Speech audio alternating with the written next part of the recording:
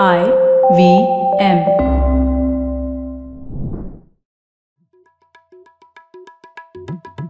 भाई हम हिंदुस्तानियों को बतियाना बड़ा पसंद है। बंगाली में अड्डा, उड़िया में खोट्टी, कन्नड़ा में हरटे और हिंदी में पुलियाबाजी। इस कला के लिए हमारी हर भाषा में एक शब्द है। हम तीनों तो अक्सर मिलकर पुलियाबाजी करते ही रहते हैं, तो हमने सोचा आपको भी इसमें शामिल कर लिया जाए। तो आइए प्रणय, सौरभ और ख्याति के साथ करते हैं पुलियाबाजी। हेलो सौरभ, कैसे हैं आप? बस बढ़िया प्रणय, तुम बताओ। और ख्याति तुम बताओ। मैं ठीक हूँ। तो हमने बहुत दिनों पहले एक एपिसोड किया था फोटोनिक्स के ऊपर सोनाली दास गुप्ता के साथ। उसी बातचीत में एक बार सौरभ ने एक सवाल पूछा था कि ये फोटोलिथोग्राफी भी क्या फोटोनिक्स के ही अंदर आता है, क्या उसी का एक एप्लीकेशन है? तो क्यों ना फिर आज उस विषय के बारे में और डिटेल में चर्चा हो जाए। हाँ, और मुझे लगता है हम लोगों ने वैसे भी सेमीकंडक्टर्स के ऊपर कई एपिसोड किए हैं, 3-4 तो कर ही दिए होंगे, पर उसमें हम लोगों ने नीति, राजनीति, इन सब चीजों पे बात की है सेमीकंडक्टर्स की, लेकिन किसी ने उसका विज्ञान ढंग से नहीं समझा है और मैं तो नहीं समझा सकता है पूरी डिटेल में। तो हम लोगों ने सोचा कि किसी एक साइंटिस्ट को ही बुलाना चाहिए। और आज हमारे साथ जुड़ रहे हैं अवनीश पांडे, जो कि असिस्टेंट प्रोफेसर है आईआईटी दिल्ली में, और इस क्षेत्र में उन्होंने कई चीजों पर काम किया है और उन्होंने खुद को आमंत्रित किया है पुलियाबाजी में। उन्होंने हमें ईमेल लिखा कि आप लोग इस विषय पर भी एक पुलियाबाजी किया, तो हमने बोला नेकी और पूछ पूछ जरूर करते हैं इस विषय पे पुलियाबाजी। तो बहुत बहुत स्वागत है आपका पुलियाबाजी में अवनीश। बहुत बहुत धन्यवाद प्रणय, अपने पॉडकास्ट में मुझे मौका देने के लिए।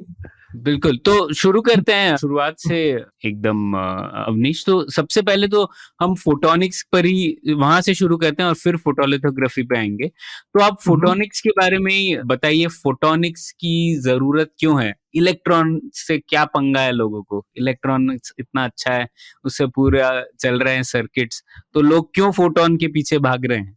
ओके, तो इसे मैं ऐसे एक्सप्लेन करूंगा कि कोई भी जो सर्किट होती है हमारी, कोई भी अगर हमें ऑपरेशन करना होता है, फॉर एग्जांपल जब हम 2+2 इज इक्वल टू 4 करते हैं पेपर पे, तो एक्चुअली कंप्यूटर को 2 और 2 नहीं समझ में आते, उसे 0 एंड 1 समझ में आते हैं। तो जितना भी ज्यादा अगर हमें बहुत ही पावरफुल अगर कोई भी प्रोसेसर बनाना है, तो उसमें 3-4 चीजें हमें बहुत ही उम्दा तरीके से करनी होती है। पहली बात कि कितने ज्यादा 0 और 1 वो हैंडल कर सकता है। 100 0 एंड 1, 1000 0 एंड 1, 10,000 0 एंड 1, कितने ज्यादा कर सकता है। तो यहाँ पर आपकी टेक्नोलॉजी आती है कि आप कितने ज्यादा वो 0 1 जो भी यूनिट 0 से 1 या फिर 1 से 0 करती है, आप कितनी ज्यादा यूनिट आप अपने चिप पे बना सकते हैं।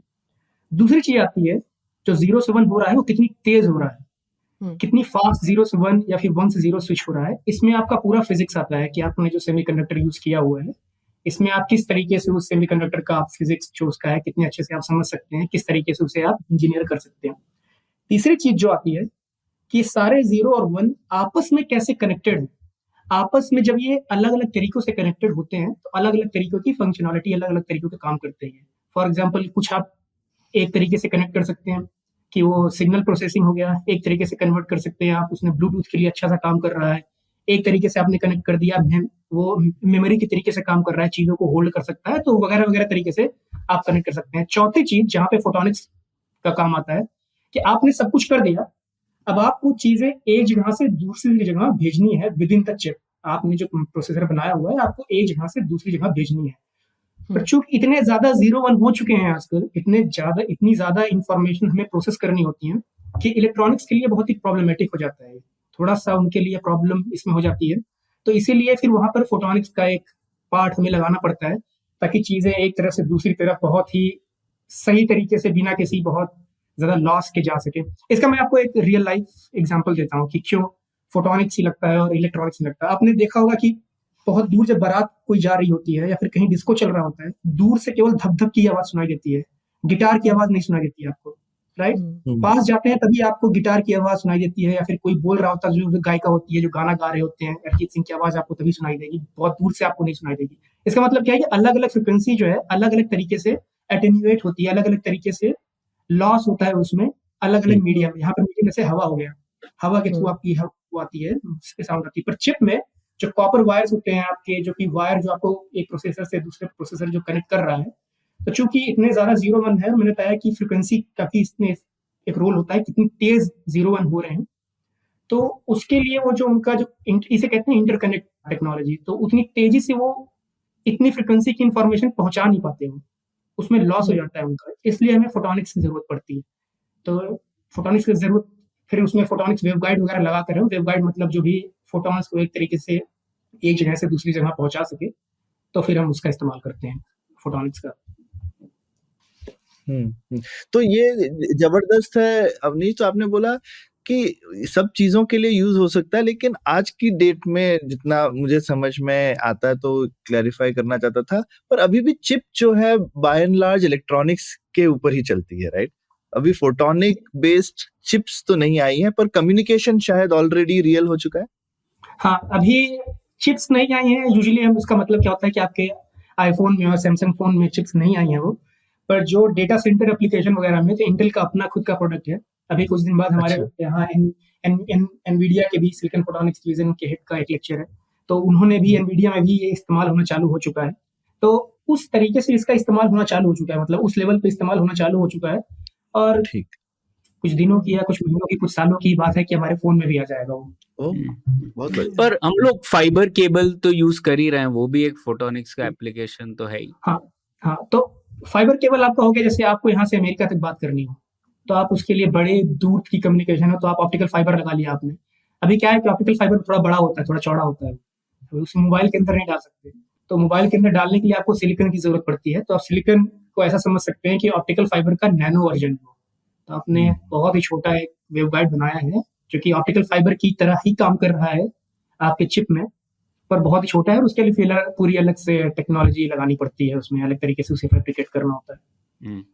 और मतलब एक उससे भी पहले हम लोग चले जाते हैं कि फोटोन ट्रैवल करेगा ज्यादा स्पीड में कंपेयर टू एन इलेक्ट्रॉन, इसीलिए फोटोनिक्स बेहतर होगा इलेक्ट्रॉनिक्स से, है ना? Yes and no both. ये कई बार सुनने में आता है फोटॉन्स बहुत तेज चलते हैं, इसलिए हमें उन्हें इस्तेमाल करते हैं। एक बात बताइए, जब आप लाइट स्विच जब ऑन करते हैं तो जो आपका बल्ब जो ऑन होता है बहुत देर नहीं लगती, उसमें तुरंत ऑन होता है। आपका अपने स्विच ऑन की, इधर से उधर बल्ब ऑन हुआ, तो ऐसा स्पीड ऑफ लाइट से चलता है फोटोन, वो एक सही बात है उसकी, पर मेनली हम इसलिए इस्तेमाल करते हैं कि उसका लॉस बहुत कम है। और कई इक्विपमेंट जो बीच में लगाने होते हैं, जैसे एम्पलीफायर, ताकि धीरे धीरे जब उसका इंटेंसिटी कम हो रहा है, उसकी जो स्ट्रांगनेस है वो कम हो रही है, तो आप उसे फिर से एम्पलीफाई कर सकते हैं। आप कॉपर वायर लगा देंगे, यही जो हमारे घर में जो कॉपर वायर लगे होते हैं, तो बहुत ही जितना डेटा हमें भेजना होता है वो 1 मीटर भी नहीं जा पाएगा आपका, वो तुरंत बहुत ज्यादा एलिमिनेट हो। क्यों लॉस कम होता है फोटॉन्स में कंपेयर टू इलेक्ट्रॉन ट्रैवलिंग? तो इलेक्ट्रॉन, जैसे आपका कॉपर वायर में आपने अगर इलेक्ट्रॉनिक्स डाल रहे हैं, तो उसमें एक चीज होती है स्किन इफेक्ट, कि जितना ज्यादा आप फ्रिक्वेंसी इस्तेमाल करने लगते हो, तो जो आपकी जो इंफॉर्मेशन है वो कॉपर केबल के बाहर उतनी ज्यादा जाने लगती है। मतलब कैसे बताऊं आपको कि जो उसका प्रोफाइल है, जो सिग्नल जाने का जो प्रोफाइल है, वो बाहर की तरफ जाने लगता है कॉपर वायर की, तो बहुत ज्यादा मतलब बाहर ही रेडिएट होने लगता है, सारी इंफॉर्मेशन लॉसेस हो जाते हैं, उसमें लीक हो जाती है सारी इंफॉर्मेशन। और ऑप्टिकल फाइबर को जब खोजा गया, कंटेन रहता है, हाँ, वो उसके अंदर कंटेंट रहता है।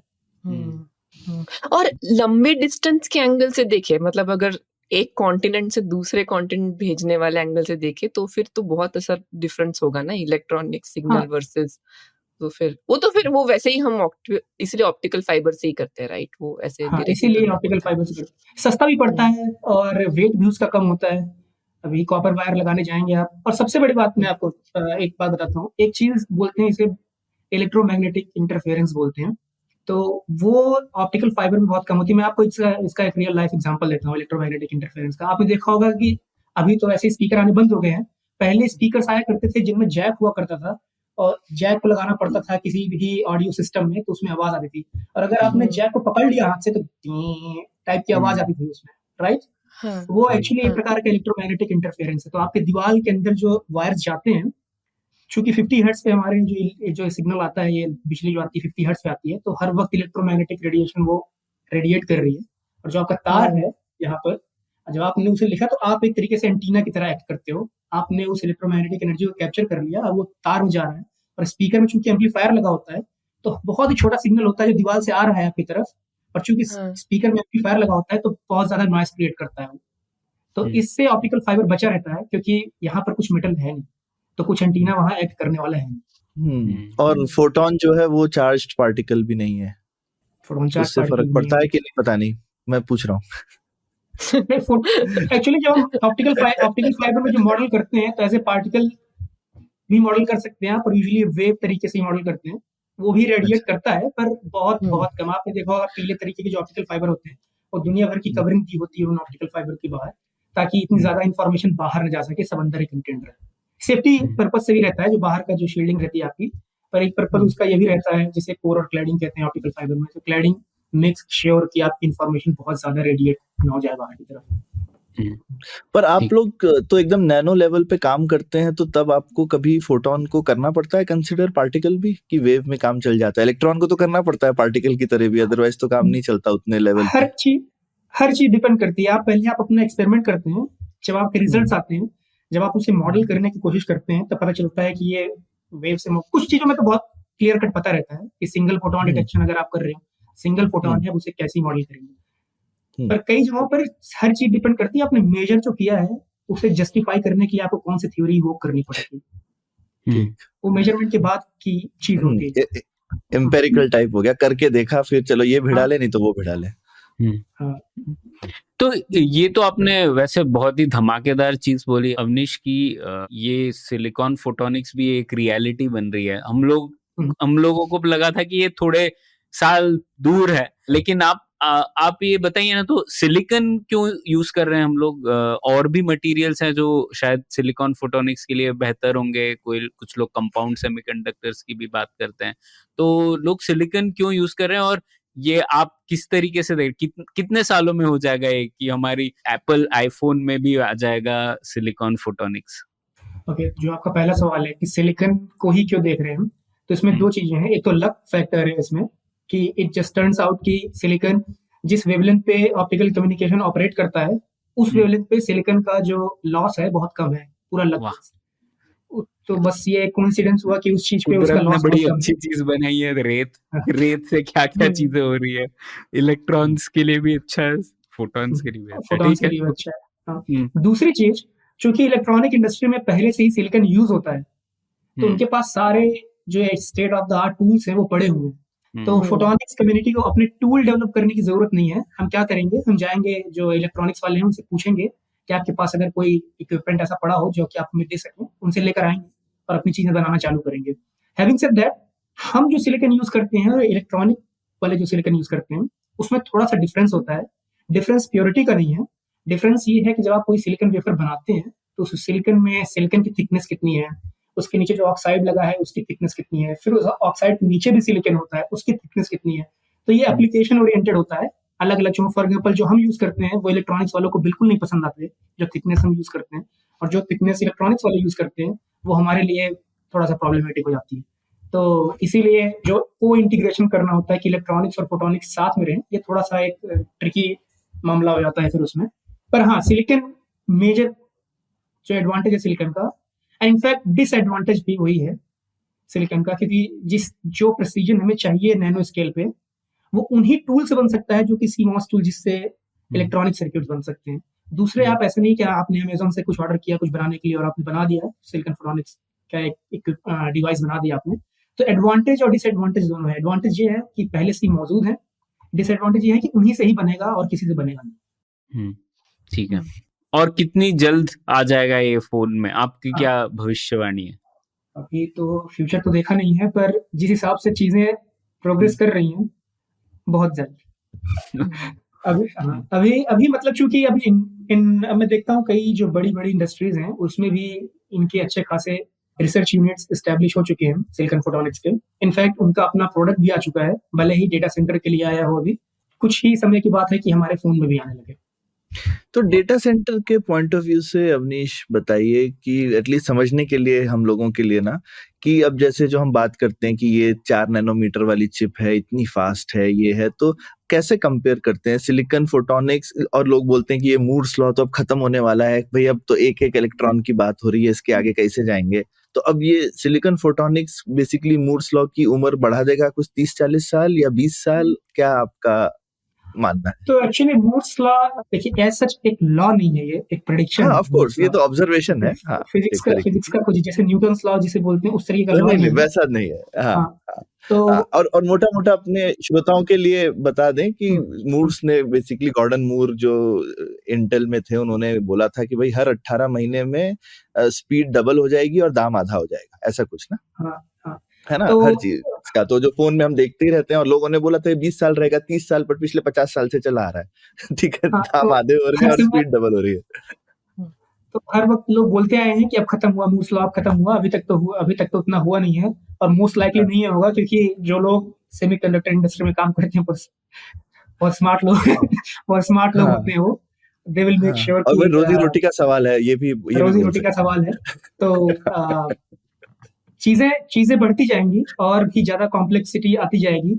जब 28 नैनोमीटर नोड पे पहुँची थी सेमीकंडक्टर की चीज़ें, तो उस वक़्त पता चला था कि अब इसके नीचे क्या जाएगा। तो प्लेनर ट्रांजिस्टर से 3D ट्रांजिस्टर चले गए, अलग-अलग, फिर अलग-अलग तरीके से अटैक किया प्रॉब्लम को। एक तो होता है कि आप सिलिकॉन इंजीनियरिंग कर रहे हैं, कि आप उसकी फिज़िक्स समझ रहे हैं।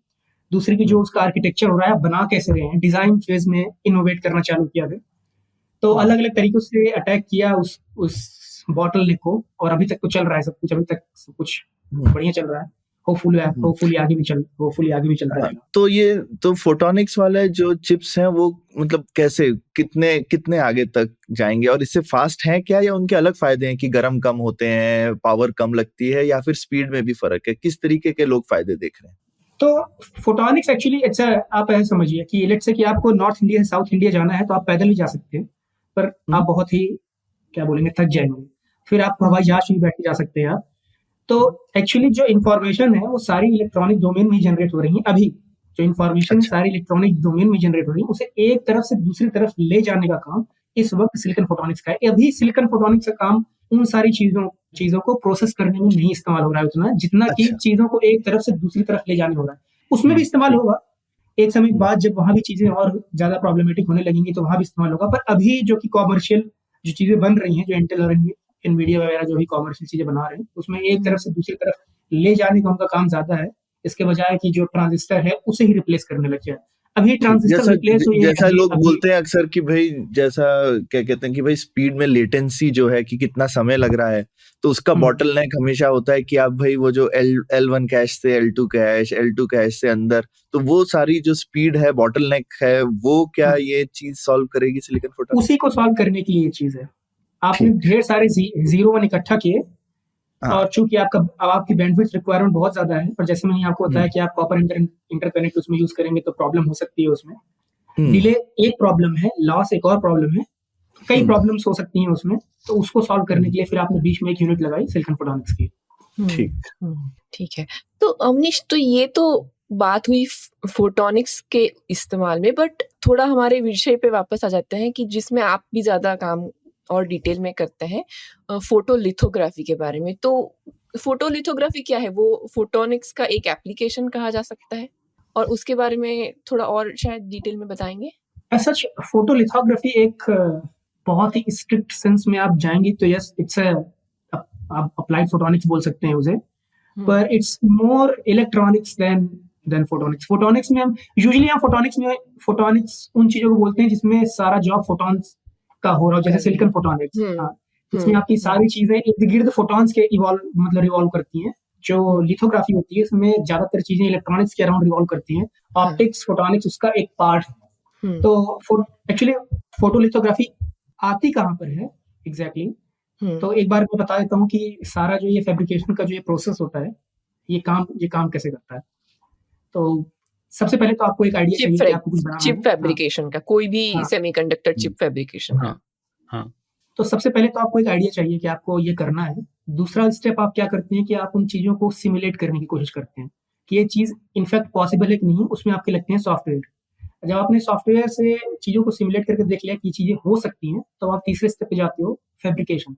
आपने एक बार चीजों को फैब्रिकेट कर लिया, फिर आप उसे टेस्ट करते हो, फिर पैकेज करते हो, फिर आप जो फाइनल असेंबली की, मतलब जैसे आईफोन में आपने उसकी असेंबली की, तो फाइनली आप असेंबल करते हो। तो फैब्रिकेट करने में बेसिकली क्या होता है कि एक लेट्स से कि आपने एक भटूरे के आकार का आपने एक सिलिकॉन वेफर लिया, एक थाली के आकार का आपने एक डाइनिंग डिनर प्लेट के आकार का आपने एक सिलिकॉन वेफर लिया।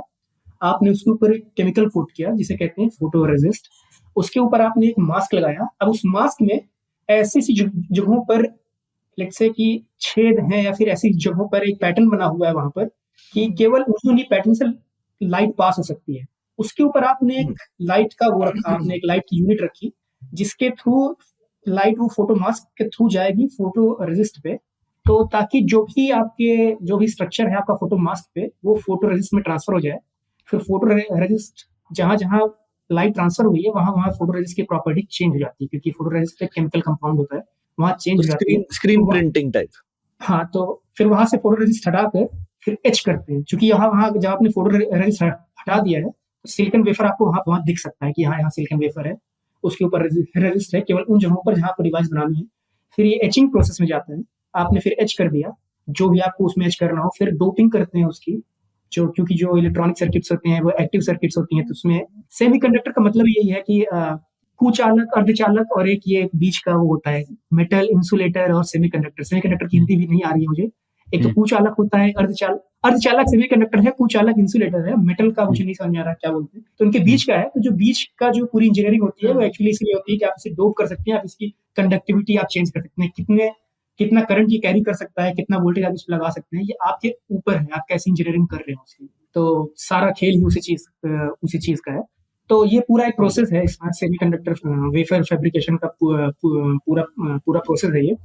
इसमें सबसे जो यूनिक कंपोनेंट आप बोल सकते हैं या फिर सबसे ज्यादा दिलचस्प कंपोनेंट वो है फोटोलिथोग्राफी का, जो कि पूरी दुनिया में केवल एक ही कंपनी है जो कि कॉमर्शियल स्केल पे वो इक्विपमेंट बना पाती है। नीदरलैंड्स में सिचुएटेड है वो, ASML नाम है उसका। पूरे दुनिया में केवल वही कंपनी है जो कि कॉमर्शियल स्केल पे बना सकती है। थोड़े से महंगे आते हैं ये इक्विपमेंट, तो बहुत लोग इस्तेमाल भी नहीं कर सकते। 800 से 1600 करोड़ के अराउंड एक इक्विपमेंट का इनका कॉस्ट है, थोड़ा सा महंगा है, तो सब इसका इस्तेमाल नहीं कर सकते। थोड़ा सा पर अवनीश, सिर्फ ASML एक तरह का फोटोलिथोग्राफी मशीन बनाता है ना, जो कि हम लोग एक्सट्रीम अल्ट्रावायलेट लिथोग्राफी बोलते हैं, लेकिन जो बाकी है डीप अल्ट्रावायलेट लिथोग्राफी, तो अलग अलग तरह की मशीन्स हैं जो कि अलग अलग तरह के ट्रांजिस्टर बनाने में काम आते हैं। तो बाकी प्रोडक्ट्स के लिए तो है और भी कंपनीज हैं जैसे कि टोक्यो इलेक्ट्रॉन और वगैरह वगैरह, है ना? ये अप्लाइड मटेरियल वाले भी बनाते हैं, राइट? मुझे लगा। हाँ, अप्लाइड मटेरियल वाले भी मैंने जो आपको बताया कि एच करना होता है और उसके साथ में कई और प्रोसेस होते हैं। तो आपको जैसे डोपिंग का मैंने बताया, आपको एक डोपिंग करना है आपको, तो जो उसके और जो टूल्स हैं, तो एच करने का टूल लैम रिसर्च करके कंपनी है वो बनाती है। फिर जो बाकी जो आपको डोपिंग वगैरह करने हैं, CMP जिसे बोलते हैं, केमिकल मैकेनिकल पॉलिशिंग, तो आपको पॉलिश करना है, बट आपने कुछ किया उस पर, फिर आप पहले उसे पॉलिश करोगे ताकि सारे जो उसके डिफेक्ट चले जाएं, तो वो सारे अप्लाइड मटेरियल्स बनाती है। फिर DUV लिथोग्राफी और EUV लिथोग्राफी, इनमें ASML का बोलबाला है। इसके पहले और भी कंपनी, जैसे प्रणय ने बताई, और भी कंपनीज हैं, पर जो बड़ी जो हमारी IC कंपनीज हैं, इंटेल हो गया, सैमसंग हो गया, TSMC हो गया, SK हाइनिक्स हो गया, ये सारे जो बड़ी जो कंपनीज हैं ये ASML का ही प्रोडक्ट इस्तेमाल करती है। उससे पहले मैं पूछना चाहता था, एक्चुअली ASML बड़ा इंटरेस्टिंग है कि वो आइडनहोवन में है, एम्स्टर्डम में, एक छोटी सी जगह, और आइडनहोवन को सिटी ऑफ लाइट्स ही बोलते हैं। और उसका बड़ा दिलचस्प इतिहास है कि वो रोशनी से कैसे जुड़े हुए हैं। वो 150 साल पहले से रोशनी से जुड़े हुए हैं। तो आप कहेंगे भाई 150 साल पहले क्या कर रहे थे? तो माचिस का बिजनेस होता था वहां 150 साल पहले। तो उनको लगा कि भाई हमको रोशनी अच्छे से आती है। फिर फिलिप्स भी वहीं पे बनी, तो वो लाइट बल्ब बनाने लगे। फिर बहुत सारे एक्स फिलिप्स वगैरह वाले जो एम्प्लॉइज हैं, उन्होंने निकल के पूरा का पूरा ये सेमीकंडक्टर इकोसिस्टम बनाया। पर वो देखो कहाँ माचिस की, उनको माचिस, कैंडल, लाइट से लेकर के अब फोटोलिथोग्राफी, जैसे जैसे टेक्नोलॉजी बढ़ती गई, पर उन्होंने कहा कि हम अपनी लाइट की स्पेशलिटी नहीं छोड़ेंगे। मतलब अगला सिलिकॉन फोटोनिक्स वहीं पे होगा। मैं आपको थोड़ा सा और पीछे लेकर जाता हूँ, 150 साल पीछे गया, मैं थोड़ा सा आपको और पीछे लेकर जाता हूँ, हजारों साल।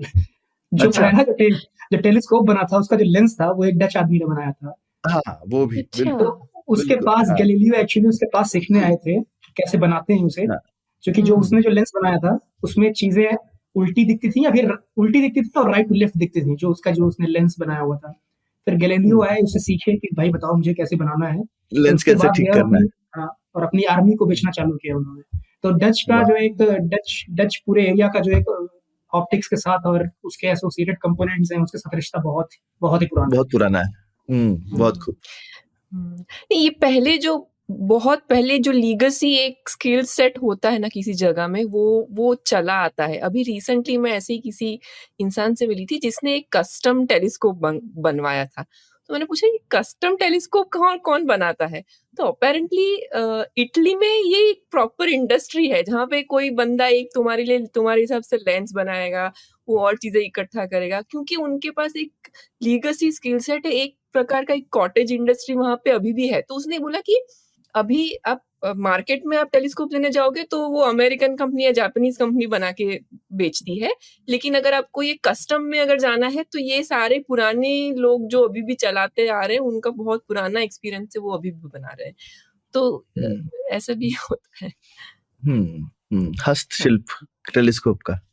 हाँ हाँ, तो अवनीश आप कहानी बता रहे थे कि हाँ, फोटोलिथोग्राफी इतनी स्पेशल क्यों है, इतनी खास बात क्या है उसमें, तो उसके बारे में बताइए, वो बड़ी दिलचस्प बात है। तो इतनी खास बात क्यों है?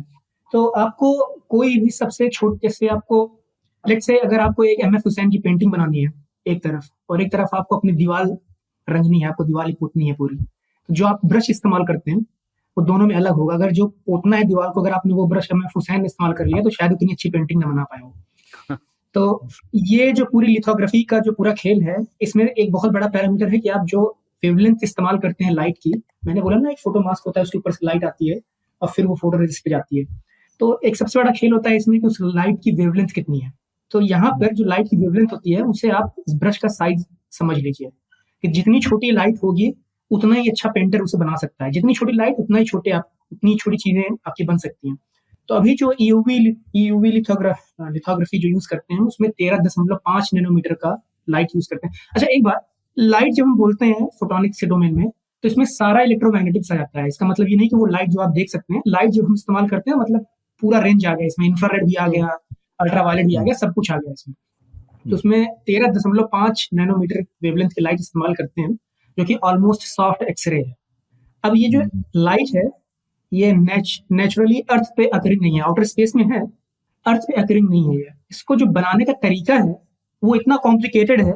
मैं एक बार एक नीदरलैंड्स में एक ASML के एम्प्लॉय से बात कर रहा था। मैंने जब हम इसी चीज पे चर्चा कर रहे थे, तो उसने बोला कि जैसे मुन्ना भाई बोलते हैं ना, दिमागी लोचा। उसने बोला जिस बंदे ने सोचा था ये कि चीज काम कर सकती है, फॉर श्योर उसका कोई दिमागी लोचा था कि उसने सोचा कि इस तरीके की चीज काम कर सकती है। ना केवल काम कर सकती है, आप इसे कॉमर्शलाइज कर सकते हैं। मैं आपको बताता हूँ एग्जैक्टली ये चीज काम कैसे करती है।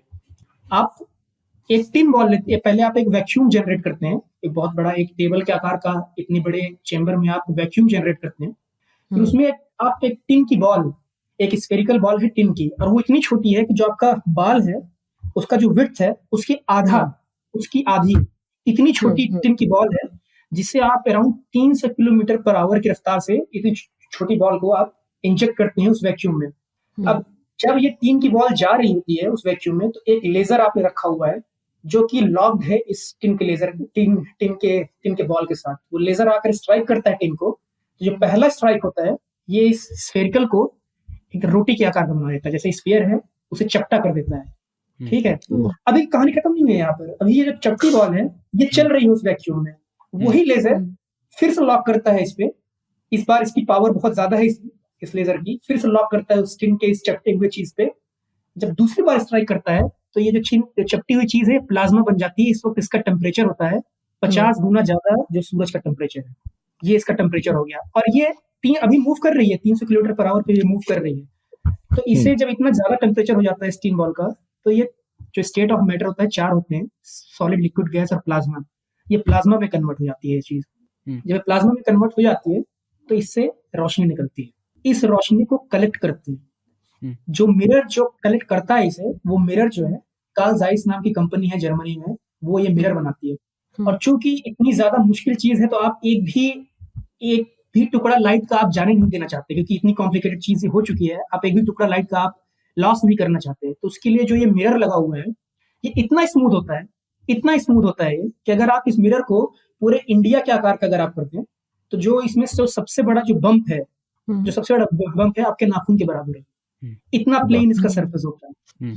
तो ये इतना कॉम्प्लिकेटेड चीज़ है ये बनाना कि सोचना भी मतलब थोड़ा-सा वो है कि ऐसे तरीके की चीज़ काम कर सकती है कि हाँ, इतनी फास्ट एक टिन बॉल निकलेगी इतनी छोटी, और ये टिन की बॉल है, फिर इसमें और भी चीज़ें हैं इसमें कि जो टिन की बॉल है, ये बहुत ज़्यादा प्योर होनी चाहिए, क्योंकि अगर इम्प्योर है तो जो रोशनी निकलती है इससे प्लाज़्मा से, वो बहुत ज़्यादा वो मतलब बदल जाएगी।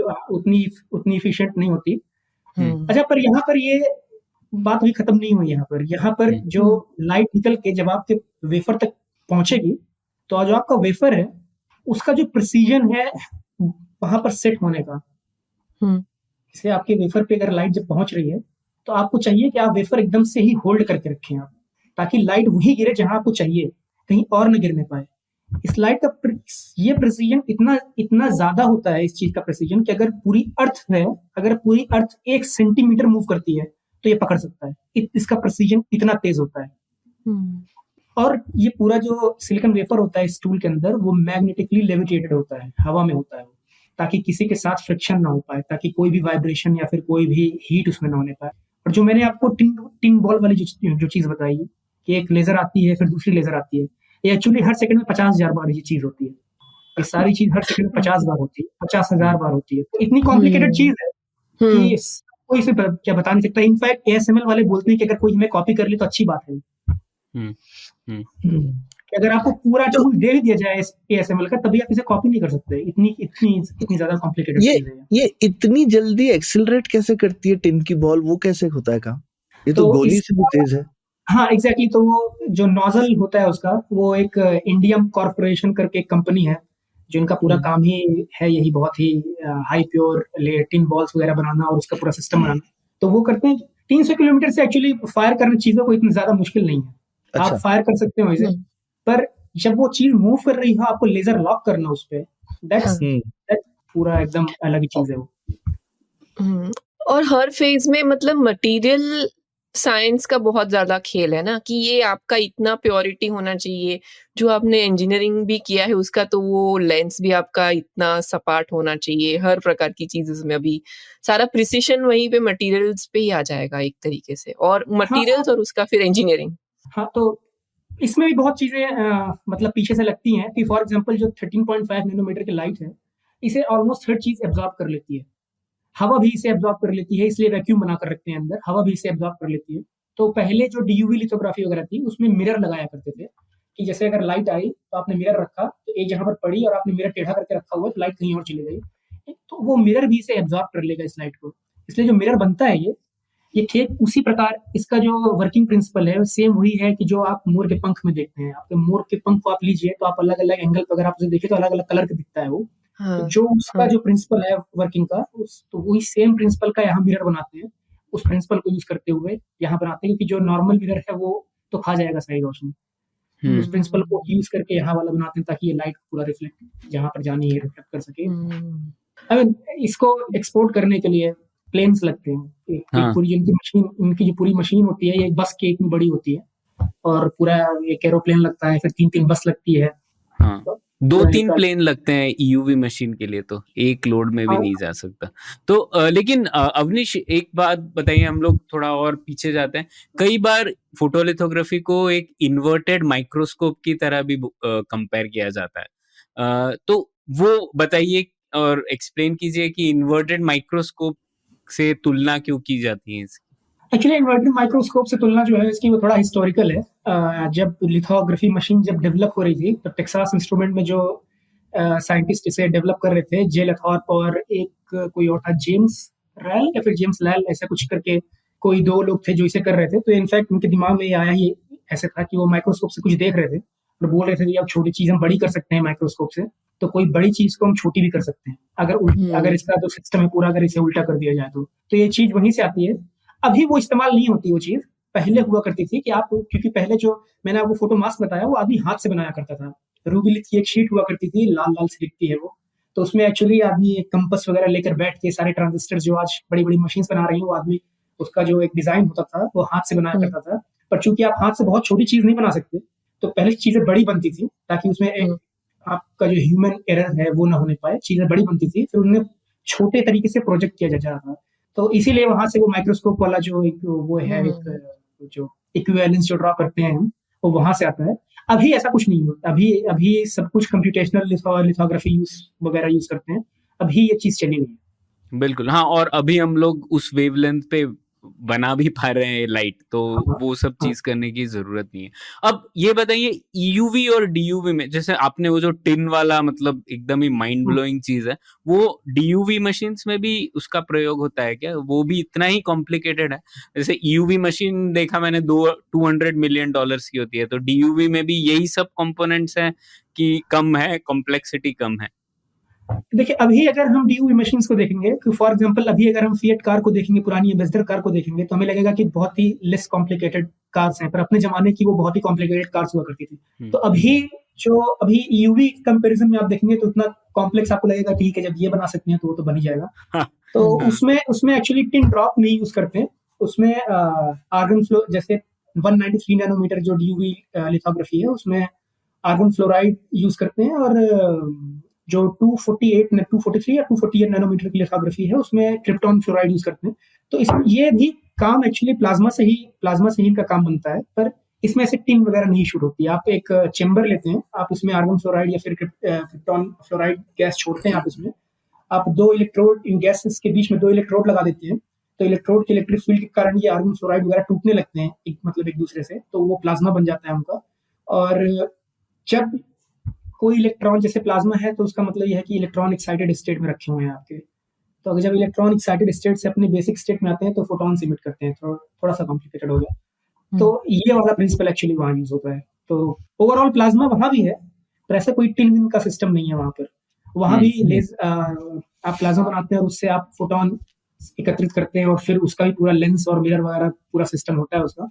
पर टिन वगैरह उसमें ऐसा इस तरीके से कुछ नहीं है कि आपको लेजर लॉक करनी पड़ेगी, ऐसा करना पड़ेगा आपको। अपनी ट्यूबलाइट में भी प्लाज्मा होता है क्या? हाँ, आपको प्लाज्मा से बिजली, ट्यूबलाइट एक एग्जांपल है। आपने देखा हो जब बिजली चमकती है, वो भी उसका ही एग्जांपल है कि आप क्लाउड से और अर्थ, क्लाउड से विद इन क्लाउड और क्लाउड टू अर्थ जो एक चार्ज सेपरेशन जो जनरेट होता है, तो उस चार्ज सेपरेशन को न्यूट्रलाइज करने के लिए बिजली कड़कती है। तो सेम वही चीज यूवी लिथोग्राफी में भी हो रही है कि आपने आर्गन फ्लोराइड को अलग अलग कर दिया है, एक में पॉजिटिव चार्ज आ गया है, एक में नेगेटिव चार्ज आ गया है। अब उससे ही थोड़ा न्यूट्रलाइज हो रहा है वो, तो उससे बिजली निकल रही है। थोड़ा सा और कॉम्प्लिकेटेड है डीयूवी लिथोग्राफी में कि आपको बिजली केवल कड़कानी नहीं है, वहां पर आपको जो लाइट निकल रही है उससे आपको एकत्रित भी करना है और फिर सिलिकॉन वेफर की तरफ भेजना भी है। पर जो प्रिंसिपल है वो मोटा मोटी सेम ही है ये सारा। वाह, सही है। तो अवनीश, आपने बताया ASML शायद कमर्शियल स्केल पे 1 या 2 ही कंपनियां ASML उसमें टॉप में है, लेकिन आप ये बताइए सिर्फ ASML क्यों कर पा रही है? अब इतनी महंगी मशीन है, इतना पैसा मिल सकता है, तो कई देशों में, और जैसे कि अब तो जियोपॉलिटिक्स भी चल रही है, कई देशों में कई लोग ट्राई कर रहे होंगे, US में भी ट्राई कर रहे होंगे लोग रेप्लिकेट करने। तो इन चीजों में कौन सी ऐसी चीज है इस पूरे प्रोसेस में जो अड़ंगा डाल रही है कि दूसरे देश या दूसरी कंपनियां रेप्लिकेट नहीं कर पा रही हैं? और इतने साल से इसमें मैं एक जोड़ दूं, ASML के लोग कर ही रहे हैं, तो आप ASML के एक्स एम्प्लॉइज क्यों नहीं हायर कर सकते? तो वो लोग भी तो अवेलेबल हैं, ऐसा तो नहीं है कि ASML के बंधुआ मजदूर हैं वो लोग। तो थोड़ा सा कॉम्प्लिकेटेड क्वेश्चन है, थोड़ा लंबा आंसर है इसका। तो आप हायर इसलिए नहीं कर सकते क्योंकि ASML के जो सप्लायर हैं वो 4000 सप्लायर हैं ASML के। तो आपको 4000 सप्लायर से पहले जो ट्रस्ट, एक कंपनी का जो इकोसिस्टम होता है उसमें ट्रस्ट भी बहुत बड़ा एक फैक्टर होता है। तो अब ASML ने जो अपने 4000 सप्लायर हैं उनके साथ उनका एक ट्रस्ट बिल्डअप भी है कि ठीक है वो इस तरीके के काम उनसे करेंगे, और कई सारे सप्लायर तो ASML खुद होल्ड करता है।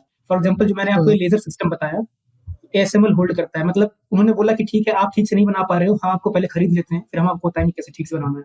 तो ASML ने उन्हें खरीद लिया। कार्ल ज़ाइस का मैंने आपको एग्जांपल दिया, 25% कार्ल ज़ाइस में होल्डिंग है ASML की। तो कई तरीकों से उन्होंने अपना नकेल कस के ये रखते हैं ताकि, और फिर ट्रस्ट इश्यूज नहीं है इसमें। पर आप देखेंगे लिथोग्राफी का जो पूरा जो चालू हुआ था सिस्टम, वो अमेरिका से चालू हुआ था। 2 कंपनी थी, एक का नाम था शायद पर्किन एल्मर्स करके, और एक का नाम था GCA, Jio physics corporation of America.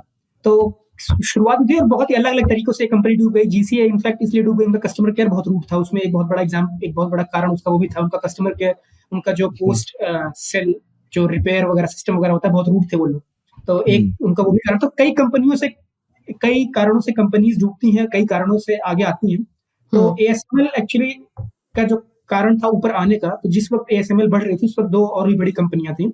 एक तो कैनन थी, जापानीज़, जिसके कैमरा आते हैं, एक निकॉन थी, वो दोनों ही जापानीज़ कंपनी है। एक समय था कि जो आज होल्डिंग ASML की है, kind of similar holding Canon की हुआ करती थी। अराउंड 50% सारी लिथोग्राफी मशीन्स कैनन से जाया करती थी।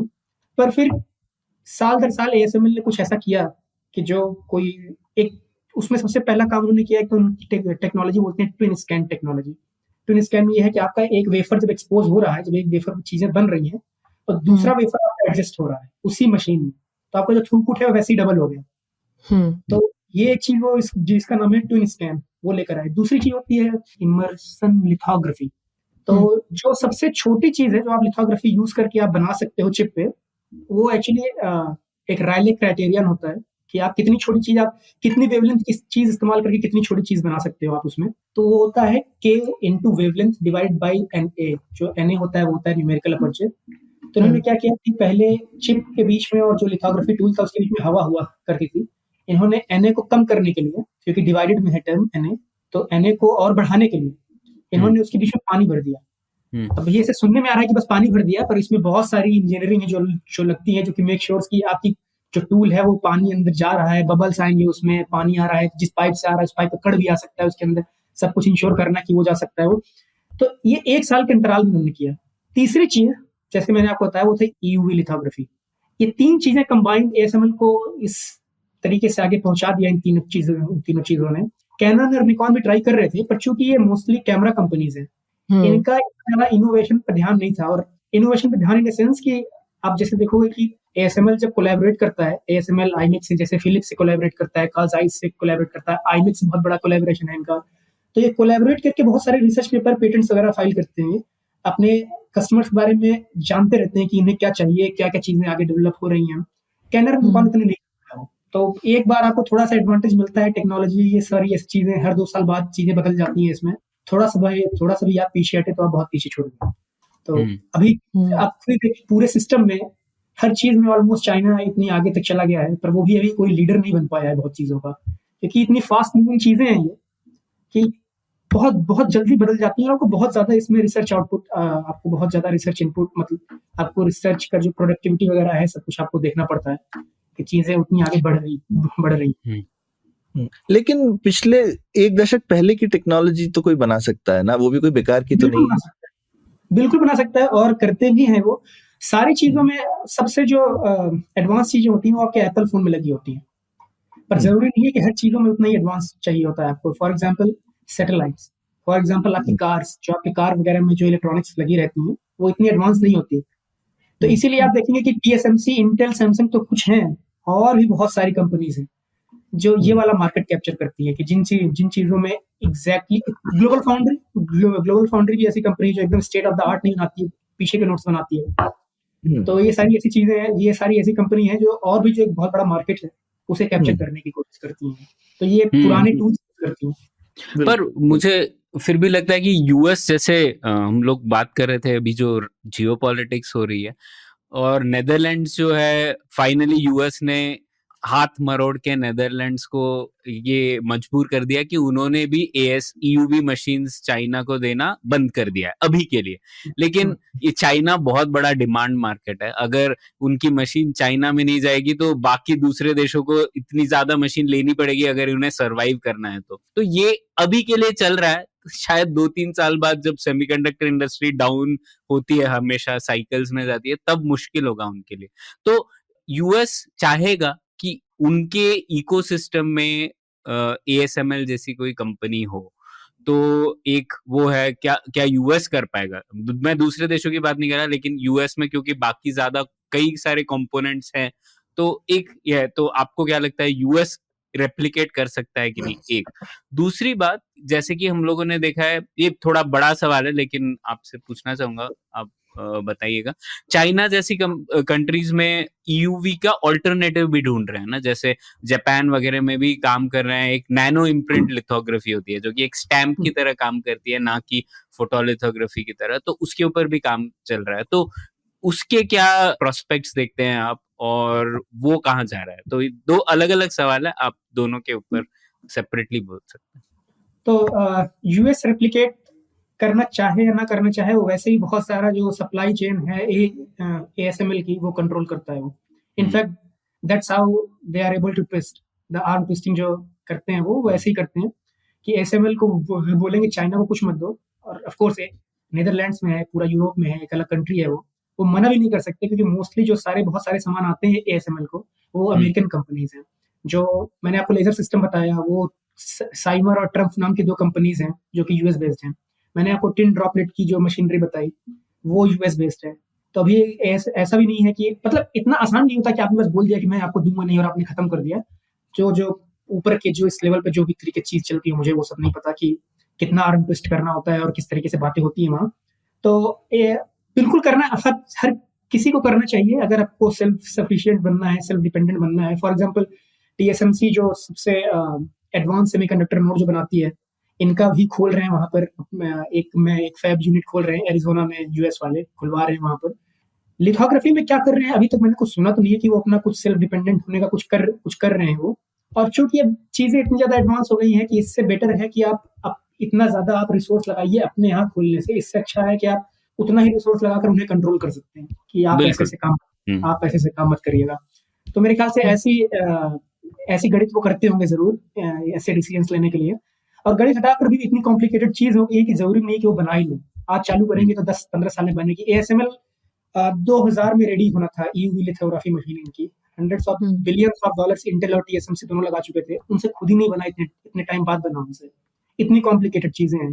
तो अमेरिका आज चालू करेगा तो भगवान जाने कब तक बनेगा, और जब तक वो बनेगा तब तक चीजें, और वही जो मैंने इसके पहले जो पॉइंट बोला था कि इतनी तेजी से चीजें आगे बढ़ती हैं इसमें कि आप थोड़ा सा पीछे हो तो आप बहुत पीछे हो।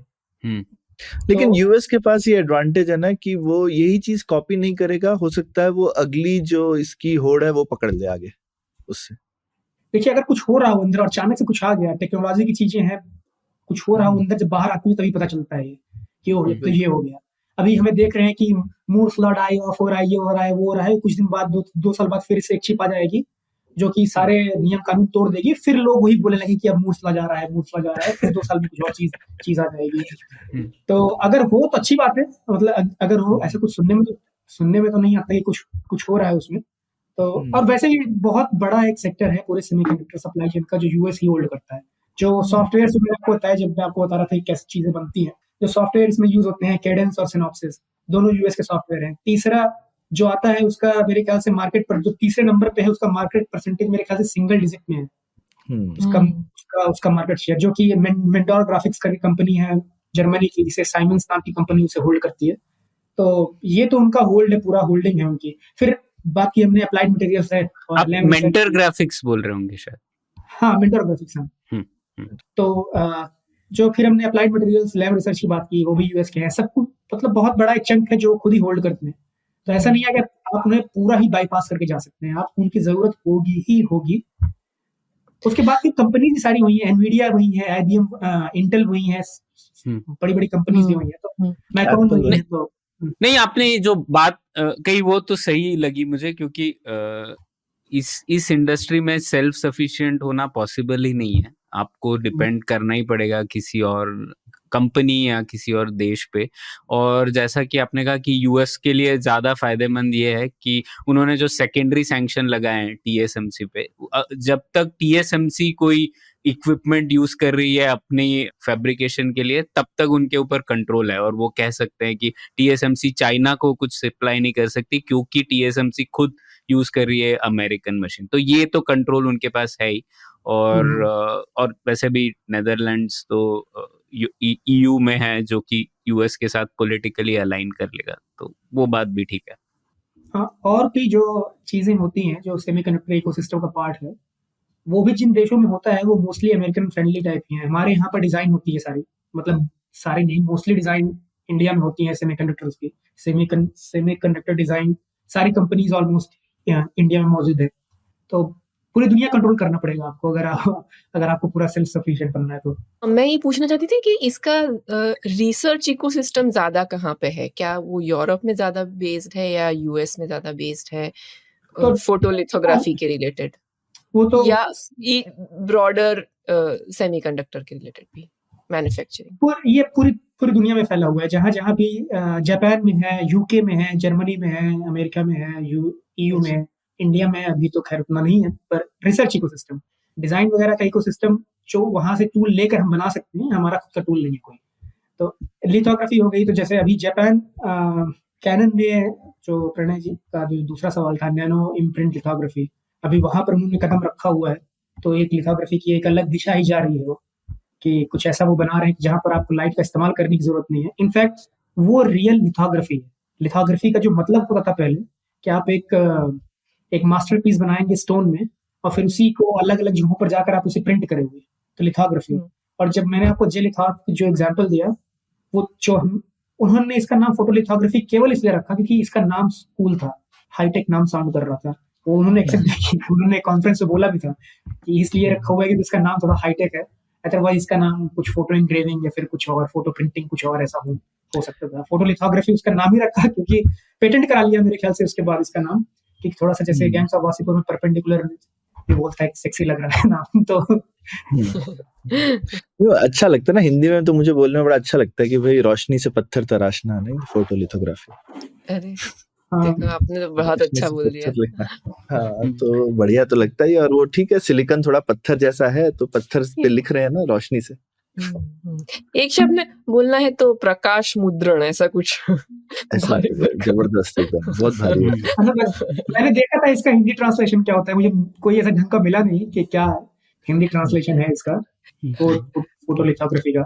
अवनीश, हम लोग एक और विषय पर बात करना चाहते थे, तो फोटोलिथोग्राफी की बड़ी जबरदस्त बात हुई। मुझे नहीं लगता है हिंदी में इससे बेहतर बात हुई होगी इस विषय पर। अब एक और चीज पर जिस पर आप काम कर रहे थे वो है रेडिएशन हार्डनिंग। मतलब जैसे कि मिलिट्री एप्लीकेशंस वगैरह के लिए बहुत जरूरी होता है कि कोई और जो आपका एडवर्सरी है, जो आपका एनिमी है, वो इलेक्ट्रोमैग्नेटिक पल्स से आपकी मशीन को धराशायी ना कर दे या नाकाम ना कर दे, उसकी वजह से रेडिएशन हार्डनिंग की जरूरत होती है। तो उसके लिए क्या रिसर्च हो रही है और उसके ऊपर आपने क्या काम किया है, उसके ऊपर बताइए थोड़ा। पहले मैं एक छोटा सा एग्जांपल, रियल लाइफ एग्जांपल देकर इंट्रोड्यूस कर सकता हूँ कि एक्चुअली क्या होता क्या है। आपने देखा होगा कि नॉर्वे वगैरह कनाडा के नॉर्दर्न पार्ट में लोग जाते हैं और जो नॉर्दर्न लाइट्स होती हैं उसके साथ फोटो खिंचवाते हैं, अपनी सेल्फी वगैरह लेते हैं, टेंट वगैरह में रहते हैं वहां पर। तो एक्चुअली होता क्या है कि जैसे सन का जो सरफेस है तो बहुत ही बिजी सरफेस है वो, और दुनिया भर के चार्ज पार्टिकल यहाँ से निकलते रहते हैं सन से। तो वो हम चूंकि स्फीयर है सन, स्फेरिकल हर तरफ निकलते रहते हैं, तो कई पार्टिकल्स उसके अर्थ की तरफ भी आते हैं। पर चूंकि अपनी अर्थ के मैग्नेटिक पोल्स होते हैं, नॉर्थ पोल और साउथ पोल, और चूंकि जो पार्टिकल्स निकल रहे हैं वो चार्ज पार्टिकल्स हैं, तो मैग्नेटिक फील्ड से इंटरेक्ट करके नॉर्थ पोल और साउथ पोल पर चले जाते हैं। नॉर्थ पोल और साउथ पोल पर जाने के बाद चूंकि बहुत ही हाईली एनर्जेटिक पार्टिकल्स हैं ये सन से निकले हुए, तो वहां के एटमॉस्फेयर में जो ऑक्सीजन है, जो नाइट्रोजन है, उनसे टकराते हैं। और अभी भी जो मैंने लिथोग्राफी का प्रिंसिपल बताया था, लाइट निकलती है, वही लाइट निकलती है। नॉर्वे जो हम देखते हैं वहां पर ऑरोरा बोरियोलिस वगैरह जिसे बोलते हैं, वही लाइट निकलती है वो। पर अभी हम तो सेफ हैं, इसके नॉर्थ पोल और साउथ पोल है हमारे पास मैग्नेटिक फील्ड, तो हम तो सेफ हैं। पर जैसे जो सैटेलाइट है बाहर, उसके पास तो कोई मैग्नेटिक फील्ड है नहीं, तो वो सेफ नहीं है वहां पर। अब इसी तरीके के जो कंडीशंस हैं ये बहुत जगहों पर एग्जिस्ट करते हैं, जहां पर आप कुछ भी पार्टिकल लेकर आप एक दूसरे के साथ टकरा रहे हैं, तो वहां पर बहुत सारे चीजें ऐसी निकलती हैं कि जो आपके जो इलेक्ट्रॉनिक सर्किट है, क्योंकि इलेक्ट्रॉनिक सर्किट भी चार्ज पार्टिकल्स पे काम कर रहे हैं, तो वहां से जैसे आपकी न्यूक्लियर रिएक्शन साइट हो गई, तो आप न्यूक्लियर रिएक्शन करा रहे हो, वहां पर बहुत सारे पार्टिकल्स निकल रहे हैं। वहां पर पार्टिकल कोलाइडर हो गया, जैसे सर्न में है पार्टिकल कोलाइडर, वहां पर आप दो प्रोटॉन की बीम्स को कोलाइड करवा रहे हैं, साथ में बहुत सारे अलग पार्टिकल निकल रहे हैं उनके। मिलिट्री एप्लीकेशंस में आपने बताया, सैटेलाइट में ही मैंने डिस्कस किया। तो इससे कैसे बचाया जाए इलेक्ट्रॉनिक सर्किट्स को, इसकी फील्ड का नाम होता है रेडिएशन हार्ड। क्या आप इलेक्ट्रॉनिक सर्किट को रेडिएशन हार्ड आपने कर दिया। अच्छा। मेरा काम जो सर्न में था, तो वहां पर 27 किलोमीटर 100 मीटर नीचे पृथ्वी, मतलब अर्थ की सरफेस से 100 मीटर नीचे 27 किलोमीटर पेरीमीटर, 27 किलोमीटर सर्कमफेरेंस का एक कोलाइडर बना हुआ है, जहां पर दो अलग अलग दिशाओं में प्रोटॉन के बंचेस आते हैं और एक दूसरे से भिड़ते हैं। इन प्रोटॉन के बंचेस का जो स्पीड होती है वो 99.999991% स्पीड ऑफ लाइट होती है। तो बहुत ही हाईली एनर्जेटिक पार्टिकल्स होते हैं, साथ में भिड़ते हैं ये। और जो इनके जो कॉन्स्टिट्यूएंट पार्टिकल्स हैं प्रोटॉन के, वो निकलते हैं उससे। अब वो फिर से आपके इलेक्ट्रॉनिक्स को में बाधा डाल सकते हैं। तो 2 चीज़ें हैं, एक तो आपको जो डेटा वहाँ निकल रहा है, उसे पॉइंट ए से पॉइंट बी तक लेकर जाना है। जो मैंने शुरुआत में बताया कि जब पॉइंट ए से पॉइंट बी चिप पे जब लेकर जाते हैं, तो सिलिकॉन फोटोनिक्स का इस्तेमाल होता है। यहाँ पर भी कुछ सिमिलर ही है, क्योंकि बहुत सारे डेटा निकल रहे हैं, पहली चीज़, और दूसरी चीज़ उन डेटा को प्रोसेस करने के लिए आपको रेडिएशन हार्ड सिस्टम चाहिए। मेरा काम था कि वहाँ पर जो डेटा आ रहा है, उसे एक सिलिकॉन फोटोनिक मॉड्यूल बनाया जाए, जो कि इस डेटा को हैंडल कर सके, और ये जो मॉड्यूल है, ये रेडिएशन हार्ड भी हो। तो जो अभी हमने जो डिज़ाइन किया था, वो 2028 में लार्ज हैड्रॉन कोलाइडर का अपग्रेड होगा, तो फिर वो सिस्टम वहाँ पर लगेगा। तो प्राउड फीलिंग कि वो एक मॉड्यूल डिज़ाइन करने में बहुत बड़ा हाथ था मेरा। सही। ये तो बहुत ही बढ़िया है। और वैसे मैं एक और आखिरी सवाल पूछना चाहता था, जैसे आपने यूरोपियन इकोसिस्टम की बात की, तो कई इंटेल के कोई पहले सीईओ थे, उन्होंने बोला था कि यूरोप के पास 2 क्राउन जूवल्स है। एक तो बात हो कि ASML की, और हम लोगों ने कई बार बात की उसकी, लेकिन दूसरा है iMac, और iMac भी एक बड़ी कंपनी है जो कि वहाँ पे काम करती है, और आपने भी वहाँ काम किया है। तो iMac क्या है और उसका क्या रोल है इस पूरे सप्लाई चेन में? तो एक्चुअली iMac एक स्टार्टअप था KU ल्यूवेन का, यूनिवर्सिटी है वहाँ पे KU ल्यूवेन में, उनका एक स्टार्टअप समझ लीजिए आप। तो अभी वहाँ पर वहाँ भी ऐसे ही काम होते हैं, सेमीकंडक्टर्स को बनाया जाता है। अभी कंपेयर करेंगे आप सैमसंग और TSMC वगैरह से, तो अभी थोड़ा पीछे है वो। पर उनका अगर आप देखेंगे, जो मैंने बताया, कोलैबोरेटिव आर्टिकल्स नहीं पब्लिश कर रहे थे कैनन और निकॉन वाले, तो वो डूब गए क्योंकि उनको नहीं पता चल रहा था कि कैसे क्या करना है। iMac का जो कोलैबोरेटिव स्पेस है, वो बहुत बड़ा है, बहुत ही कोलैबोरेट करके ये चीज़ें पब्लिश करते हैं ये। तो जैसे जो सिलिकॉन फोटोनिक्स का जो मैंने आपको मॉड्यूल बनाया, इनफैक्ट उस मॉड्यूल का सबसे अच्छी कंपनी iMac है। तो चाहे अमेरिकन को बनवाना हो, चाहे हमें बनवाना हो, मोस्टली हम iMac के पास जाते हैं वो मॉड्यूल बनवाने के लिए। तो चूंकि बाकी का जो सिस्टम है, जो जैसे मैंने आपको बताया, लिथोग्राफी सिस्टम है, मिरर सिस्टम हो गया कार्ल ज़ाइस का, तो बाकी सिस्टम है वहाँ पर एक जो मैन्युफैक्चरिंग जो एक हब है कि चीज़ें आप उस सिस्टम का इस्तेमाल करते हुए चीज़ों को बना भी सकें, तो उसमें iMac अभी निकल के एकदम सामने आ रहा है, और होपफुली बहुत जल्द बहुत आगे पहुंच जाएगा। बहुत ही हैवी इन्वेस्टमेंट करते हैं वो अपने रिसर्च पे, और उनके यहाँ से आप देखेंगे तो रिसर्च पेपर वगैरह, पेटेंट वगैरह भी बहुत ही धमाकेदार निकलते हैं। तो बहुत ही हैवी इन्वेस्टमेंट कर रहे हो, और बहुत जल्द बहुत आगे कितनी आगे पहुंचेंगे तो वक्त ही बता पाएगा, पर जिस हिसाब से वो जा रहे हैं, बहुत जल्द बहुत आगे निकल सकते हैं। हाँ, और आपने कहा 6000 एम्प्लॉइज है वहाँ पे। हाँ, ऑलमोस्ट 6000 एम्प्लॉइज हैं, तो काफी एम्प्लॉइज हैं। जबरदस्त। बहुत खूब अवनीश। मेरे को लगता है हमारे दर्शकों ने भी, श्रोताओं ने सुना नहीं होगा इस तरीके का डिस्कशन इस चीज के बारे में, और जो चीज एकदम कटिंग एज है और शायद कल को आने वाली है, दोनों चीज मुझे तो बहुत कुछ सीखने को मिला। तो इसी बात पर आज की पुलियाबाजी खत्म करते हैं। हमको कितनी बार कहा गया है, और मैं करता नहीं हूँ ये चीज, तो प्लीज हमारे श्रोता जहाँ भी हमारा ये पॉडकास्ट सुन रहे हो, प्लीज लाइक कीजिए, सब्सक्राइब कीजिए, रिव्यू डालिए या कमेंट कीजिए। इससे ये पॉडकास्ट और लोगों तक पहुंचता है, तो इससे जो चीज आपको पसंद है वो और लोग भी सुनेंगे, तो हमें भी अच्छा लगेगा, और ये पुलियाबाजी दूर दूर तक फैलती रहे। धन्यवाद। बहुत शुक्रिया। उम्मीद है आपको भी मजा आया। यह पॉडकास्ट संभव हो पाया है तक्षशिला इंस्टीट्यूशन के सपोर्ट के कारण। तक्षशिला पब्लिक पॉलिसी में शिक्षा और अनुसंधान के लिए स्थापित एक स्वतंत्र संस्था है। आप दुनिया के किसी भी कोने में हो, आपकी उम्र कुछ भी हो, अगर आप पब्लिक पॉलिसी, विदेश नीति या टेक्नोलॉजी गवर्नेंस में रुचि रखते हैं, तो तक्षशिला की वेबसाइट takshashila.org.in पर उनके कोर्सेज को जरूर चेक कीजिए। और अगर आप पुलियाबाजी में शामिल होना चाहते हैं तो हमसे कनेक्ट कीजिए puliyabazi@gmail.com पर, या फिर @puliyabazi ट्विटर पर। शुक्रिया।